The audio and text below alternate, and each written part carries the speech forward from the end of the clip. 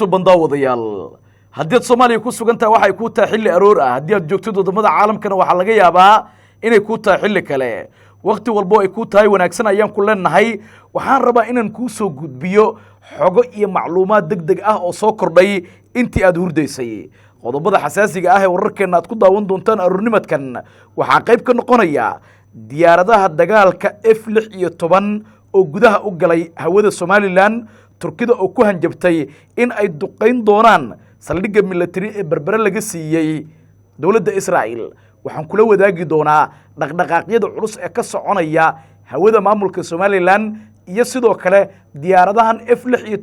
halka ay ka kaceen qodobada kale wararkeena aad ku daawan doontaan waxa qayb ka noqonaya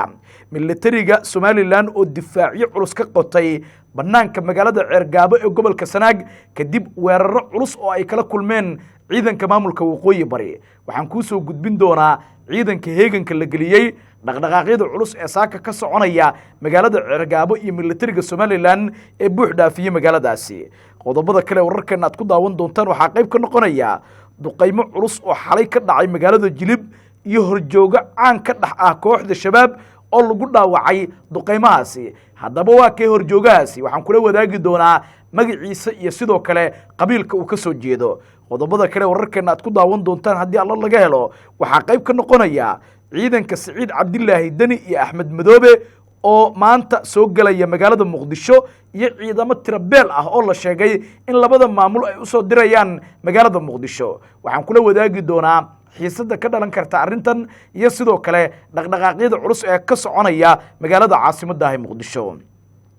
qodobada iyo qodobo kale wixii nagu soo kordha ayaa daawan doontaan haddii aad nagu cusub tahay waxaan ku leenahay nagu soo biir like sar muuqaalkan subscribe dhibgan si aad uga mid noqoto saaxiibada halkan joogtada uga hela wararka warbixinada iyo macluumaadka mar walba aan halkan idinku soo gudbinayno soo dhawaada daawadayaal qaybaha ugu horeeya ee wararkeena ayaan ku bilaabaynaa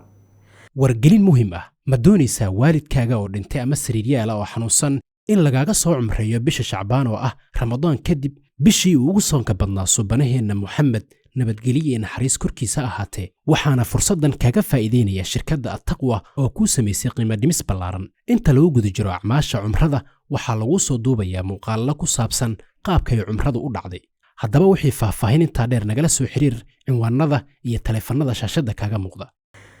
diyaaradaha dagaalka ee F-16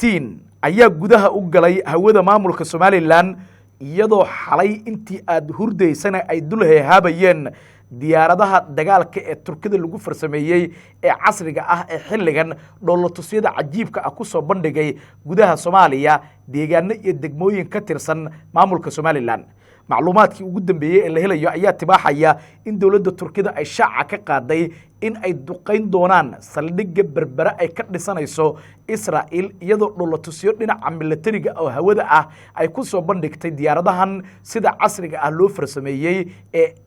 F-16 la yiraahdo kuwaasi oo xilligan dawladda dhexe ee federaalka Soomaaliya si toos ah uga taageeraya dhinaca duqeymaha iyo sidoo kale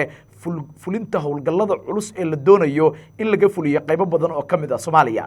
diyaaradahan ayaa lagu arkay hawada maamulka Somaliland gaar ahaan magaalada Hargeysa iyo deegaanada kale gaar ahaan magaalada Berbera iyo deegaano badan oo ka tirsan maamulka Somaliland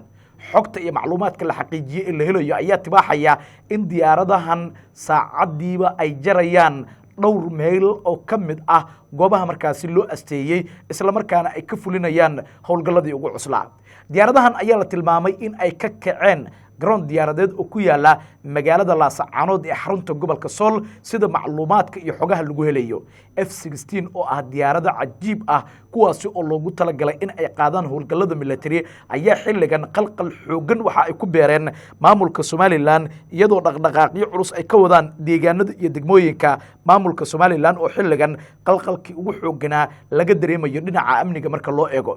F-16 iyo dawladda Turkiga waxa ay ku dhawaaqeen in ay duqeyn doonaan magaalooyin ay kamid tahay magaalada Berbera taasi oo amar buuxa ay u siisay dawladda uu hogaamiye madaxweyne Xasan Sheekh Maxamuud ee ka arriminaysa dalka kadib markii markaasi somalilan ay isku dhiibeen israa'iil arrintaasi oo keentay in carab badan ay ka dhalato macluumaadkii ugu dambeeyey ayaa waxa ay tilmaamayaan in diyaaradaha dagaalka ee F-16 la yiraahdo in ay galeen si toos ah weliba hawada maamulka somalilan iyagoo sidoo kale gudaha u galay dalka Djibouti diyaaradahan ayaa la sheegay in dowladda Djibouti xitaa ay ka gacan siinayso duulaanada ka dhanka ah maamulka somalilan ee xilligan la doonayo in lagu duqeeyo saldhigga military ee la doonayo in berbero ay ka dhisato Israa'iil kaasi oo loo gogol xaray sidoo kalena 50 kilomitir oo isku weer ah dhulku fadhiya qaadanaya macluumaadkii ugu dambeeyay ee la helayo ayaa tilmaamaya in ciidanka militariga Soomaaliland ay galeen heegankii ugu cuslaa dhaqdhaqaaqyo xoogana ay wadaan arintaasi oo la doonayo in lagu barataaro xaalka guud ee dhinaca amniga sidoo kalena la tilmaamay in cabsi xoogan iyo walaac ay soo foosartay maamulka uu hogaamiyo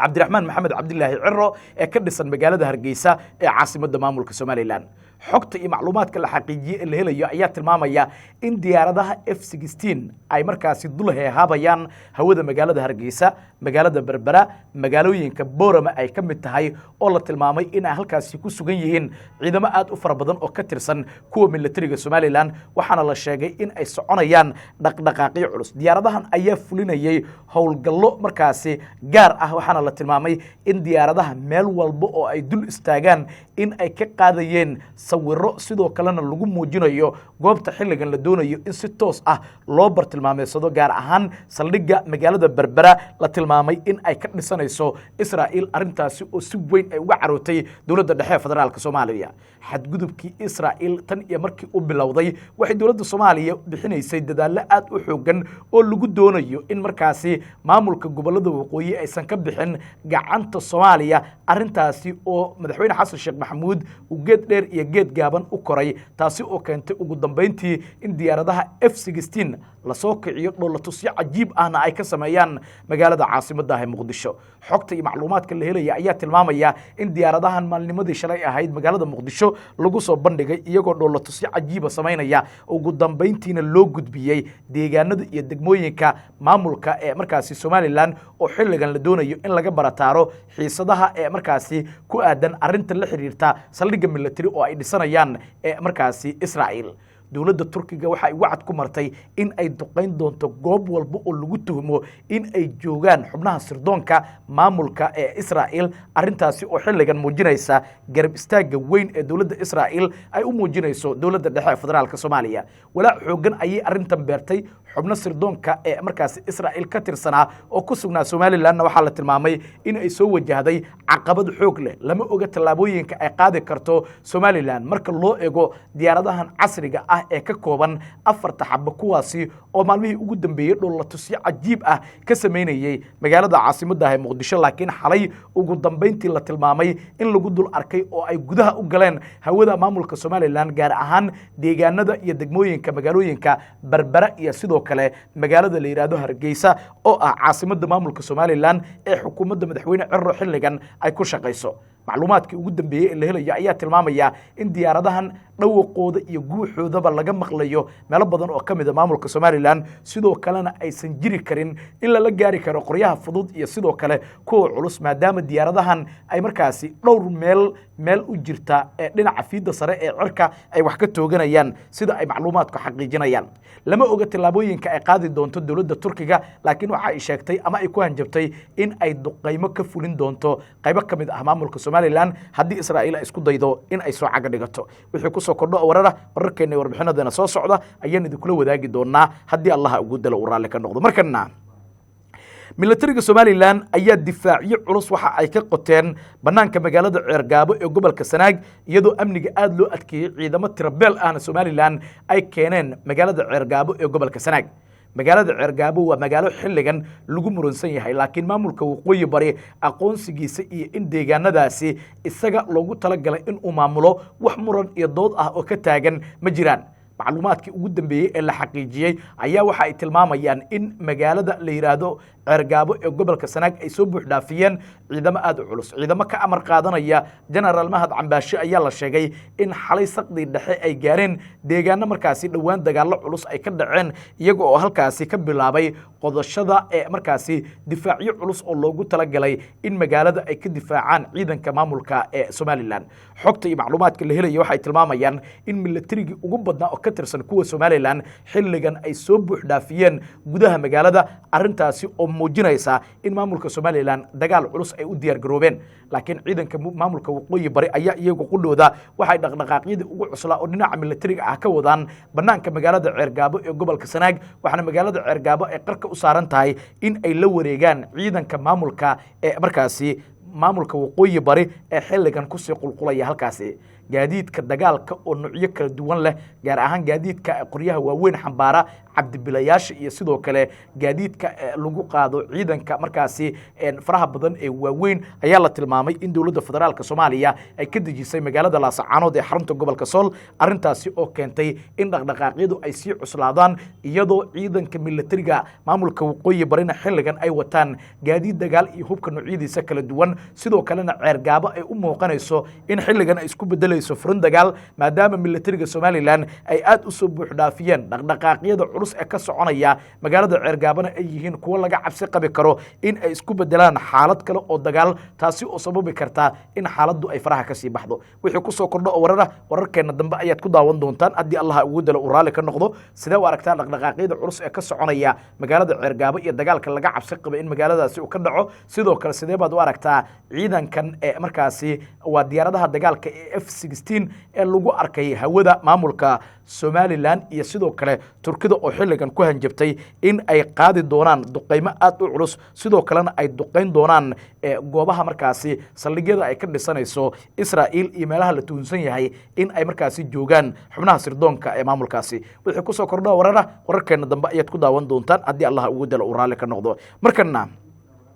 duqeymo culus ayaa xalay waxa ay ka dhaceen magaalada Jilib ee gobolka Jubbada Dhexe iyadoo horjooga caan ah lagu dhaawacay oo ka tirsan kooxda shabaab waxaana wararka ay tilmaamayaan in duqeymaha ay ka dhaceen goob markaasi uu ka soconayay shir aad u culus oo ay lahaayeen madaxweynaha kooxda shabaab macluumaadka ugu dambeeyay ee la helayo ayaa tilmaamaya in duqeymo culus lala bartilmaameedsaday goob guri ahayd oo ay ku sugnaayeen horjoogayaal ka tirsan kooxda shabaab kuwaasi oo waday dhaqdhaqaaqyo culus iyo kulamo ay uga arinsanayaan xaalka duqeymaha ee ka dhacaya deegaanada iyo degmooyinka gobolka Jubbada Dhexe magaalada Jilib waxay noqotay magaalo xilligan aad u martigelinaysa duqeymaha aadka u culus oo diyaaradaha dagaalka ee Turkida iyo sidoo kale kuwa Akinji ee dowladda federaalka Soomaaliya xilligan ay ka fulinayaan qaybo badan oo kamid ah magaalada Jilib ee gobolka Jubbada Dhexe macluumaadka la helayo ayaa tilmaamaya in horjooge ee markaasi lagu magacaabo sidoo kalena ee markaasi dhawaan ka baxsaday dowladda dhexe federaalka Soomaaliya oo la yiraahdo Nageeye Cali Khaliif kana soo jeeda deegaanada iyo degmooyinka maamulka Somaliland in uu dhaawac culus ka soo gaaray duqeyntii xalay ka dhacday sidoo kale horjoogayaal kale oo iyaguna ka soo jeeda koonfurta Soomaaliya ayaa la tilmaamay in iyaguna dhaawacyo culus ay ka soo gaareen Maxamed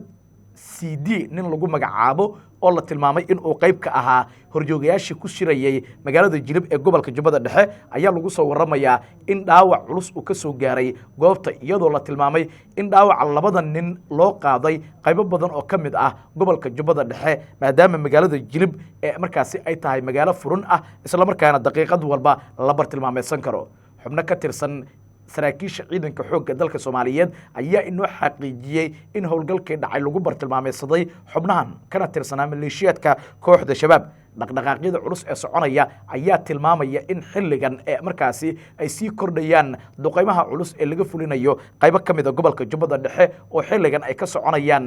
markaasi howlgallada ka dhanka ah maleeshiyaadka kooxda shabaab magaalada Jilib Bu'aale iyo sidoo kale magaalooyin badan oo ka tirsan gobolka Jubbada Dhexe waxaa la tilmaamay in xalay ay u daateen ciidamo ka tirsan kuwa xoogga dalka Soomaaliyeed gaar ahaan ciidanka kumaandooska ee Danab kuwaasi oo la tilmaamay in ay la socdeen diyaaradaha wax basaasa oo markaa ka war helay in xubno ka tirsan maleeshiyaadka kooxda shabaab halkaasi ay ku sugnaayeen arrintaasina waxa ay keentay in dhaqdhaqaaqyadu ay sii xoogeystaan sidoo kalena la bartilmaameedsado xubno badan oo ka tirsan maleeshiyaadka kooxda shabaab wixii kusoo kordho oo wararkeena iyo warbixinadeena soo socda ayaad ku daawan doontaan haddii allah ugu dalo uu raalli ka noqdo ugu dambayntiina ciidanka Siciid Cabdilaahi Dani iyo sidoo kale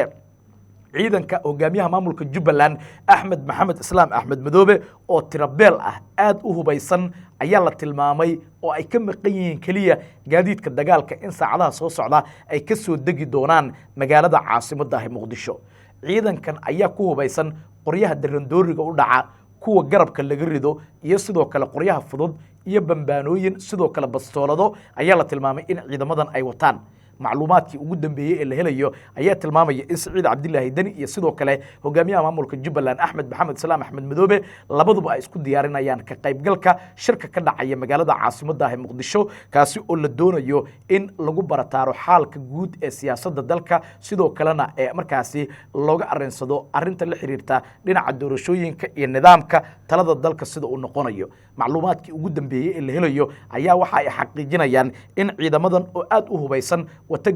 markaasi hubka noocyadiisa kala duwan saacadaha soo socda in ay ka soo degi doonaan garoonka aadan cadde ee magaalada Muqdisho arrintaasi oo xilligan la tilmaamay in ay abuurtay walaaci ugu xoogganaa dowladda federaalka Soomaaliya ayaa ku qasbanaatay in ay aqbasho in ciidamo Axmed Madoobe iyo sidoo kale Siciid Cabdilaahi Dani ay kala soo degaan magaalada caasimadda ah Muqdisho arrintaasi oo xilligan muujinaysa in ay tahay mid markaasi dabcan dad badan ay su'aalo ka keeneen macluumaadkii ugu dambeeyay ee la xaqiijiyay ayaa tilmaamaya in dowladdu ay aqbashay ilaa 100 askari in ay kala soo degaan Axmed Madoobe iyo Siciid Cabdilaahi Dani magaalada caasimadda ah Muqdisho ma ahan konton iyo konton laakiin waa min 100 askari kuwaasi oo la tilmaamay in ay qayb ka noqon doonaan ciidamada sida gaarka ah u ilaalinaya Axmed Madoobe iyo Siciid Cabdilaahi Dani waxay sheegeen Siciid Cabdilaahi Dani iyo Axmed Madoobe in aan lagu kalsoonaan karin magaalada caasimadda ah Muqdisho amnigoodana ay u baqayaan taasina ay markaasi kalifayso in ciidamo xad dhaaf ah ay la tagaan magaalada